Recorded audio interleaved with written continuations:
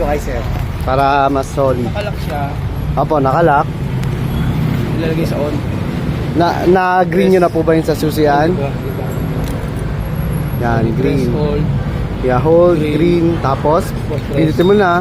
Ngayon, check mo sir yung activation ng ano ninyo, susi. Ibig sabihin, na-locate niya na po yung susi mo. So, bali, kabig, DN. Okay, nakalak na po siya, di ba? Ngayon, DN, kabig, pa kaliwa. DN, kabig, pa kaliwa. Yan. Ngayon, sa seat, pindutin mo sir sa seat. Pindutin niyo po sa seat. Seat. Dito sir. Dito.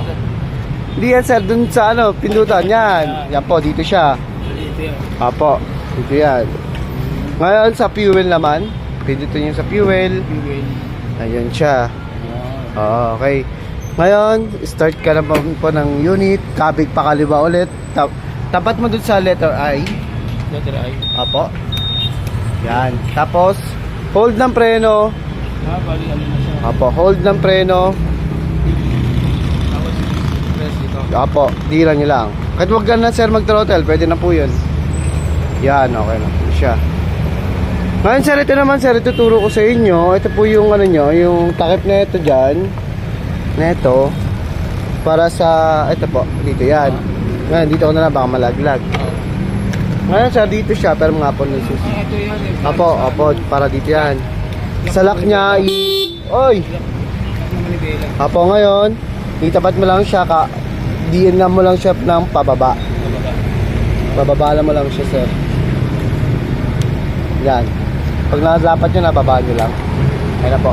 Ngayon, kapag binaba mo siya, sir, hindi mo, kailangan mo pa rin siyang itaas. Kasi hindi mo pa rin siya malalaki. Oo. Ngayon, i-up mo lang siya ulit. Yan. Para sa upuan yan. Opo, para sa upuan yan. Ayun sir, okay na po.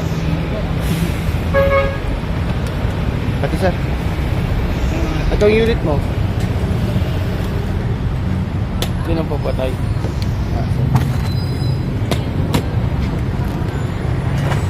Salamat sir. 1,792, bawas na po yung rebate na 200 dito. Remind ko lang sir, kahit one day lang po kayo hindi makasettle ng payment, automatic po, void na po yung rebate na 200.